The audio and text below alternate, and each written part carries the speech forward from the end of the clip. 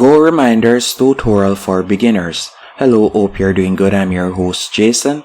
In this tutorial, I'll be showing you how to set up and use Goreminders, an easy to use appointment reminder and scheduling tool that helps businesses reduce no-shows and improve client communication. The first thing you want to do is go onto goreminders.com. From there, you can tap on Try Free and you'll be able to create a free account using your email address. After you have done that, you can enter in your name and you can enter in your phone number and your business name. Once you have done that, you'll be redirected to your Goreminder dashboard as you can see right here. So this is where you'll be able to create a sample reminder if you want. So you could see it right here and you could choose the different reminder type you want, whether it be email, text, both, or none. So you can see numerous options that you can choose from. So once on your dashboard, the first thing I want you to do, you're going to tap on booking. So we're going to tap on OK and you're going to go onto booking and you're going to enable booking. So you want to toggle this on.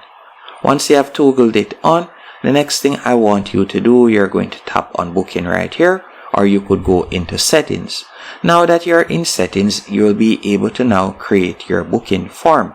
So you can either choose a booking style which is instant book, which will allow persons to book your service right away, or you can select appointment request, which will mean that persons can go onto your calendar, select a date and time that they would like to book your service, and then you will have to authorize that for the booking to stick. So you can choose that option if you want. You can also scroll down and from here you could set up the payment processing. So by tapping right here, you'll be able to set up your Stripe account. You can also edit the booking form content by tapping on edit content. After tapping on edit content from here, you could add a logo if you want. You can also scroll down and you could change the page title. You can also edit the confirmation page title if you want. Then you'll tap on save to save the changes. But I'm just going to be leaving it as is. Now after doing that, you can set up your opening and closing hours. So you can tap on the time. So let's say for example on Mondays, it will be 10 a.m. to 4 p.m. So I can select that right there. And then you can change the time going right down the line. After doing that, you can also select the form options, require customers contact info, whether it be email, phone, or both. You can do that. And you can set up the different booking options to your liking by scrolling down. Once you're finished, you're going to tap on save. After you have tapped on save, from there you can tap on the X. You can tap on payments from the top navigation bar. And this is where you'll be able to set up your payment gateway once more. You can tap on set up payment gateway and you'll be able to connect your Stripe account. You can tap on locations and this is where you'll be able to put in your different locations. So you could tap on create new location. Remember, signing up you added a location, but you could add more locations right here. You can tap on staff and this is where you'll be able to add staff members by tapping on add staff members. You can do that. You could also add different services that you offer. So you could select services, then tap on add a service to create different types of appointment. And you could give the service a name. So let's say for example, consulting, I could type that in right here. Then you could add in details. You can select the default length. So let's say 25 minutes. And then you'll be able to set up the price once you have added your payment processing gateway right there. Then you will tap on save. So let me just fill in test right there and I'll tap on save. And you can see I've added my first service.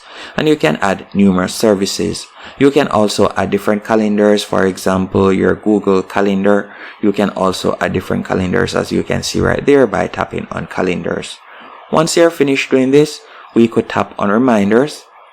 And this is where you'll be able to set up the email that you would like to send or the SMS that you would like to send. And keep in mind, this is the standout feature when it comes onto Goreminders. So you can either select SMS and text and you can put in the template that you would like to use, or you can use the template that they have. You can also select email and you can see their email template right there. You could choose to edit it if you want. So we could tap on preview so you can see how it looks. So this is how it looks in text message. In email, you can see how it looks right there. So that's basically it. You can set it up to your liking. You can choose when you would like the reminders to go out. So you can select that right there. Then you can scroll down and you'll tap on save. Now after setting up the reminders, you could tap on new from the top navigation bar. And from there we could create a test appointment. So you could tap on create test appointment. And you'll fill in your name and basic information. Then you could scroll down and you could select the service that you have created that you would like to book. Then you can select the date and time, as you can see right here. So you could select the date and time. Then after doing that, you'll simply tap on save. And from there, you can see that we have now created a test service. After you have created your test service, you can see your appointment is now saved. So your appointment has been saved right there. And you'll automatically receive a reminder based on the settings that you have created. So that's how you'll be able to use this platform. Now to share your booking page, you'll tap on booking once more from the top navigation bar. After you have tapped on booking, you have a few options. You can either choose promote your booking form. From there, you could copy the QR code, or you could choose to share it on social media. Another thing that you can also do, if we were to go back, you can tap on copy link and you'll be able to copy the booking form link. If we were to go to the booking form right now, so let me tap right there, you can see how it looks. And keep in mind that I could have edited further by adding a cover image and so on, but we can just select the service that we'd like to offer. Then from there you can select the date and time. After you have done that, you're going to tap on next, and from here they'll be able to fill in their first, last name, email address, phone number, and you can select right there contact type, whether you like to get contacted via email or text or both. Then they'll add their notes or comment if they would like to add any, and they'll tap on submit. So that's how they'll be able to use our booking form. And when I said that I could have edited it further by tapping on edit content right here, I could have added my logo, as you can see right there. Now once you're finished creating that and you have shared it, that's basically it when it comes onto this platform. You can also tap on blast right here, and this is a feature that you'll be able to use to resend emails to customer that you have saved their email information. So let's say for example you have a promotion or so on, you'll be able to use this to send mass email. Hope you found this tutorial helpful and informative. If you did, be sure to hit the like button and subscribe, and thank you for watching.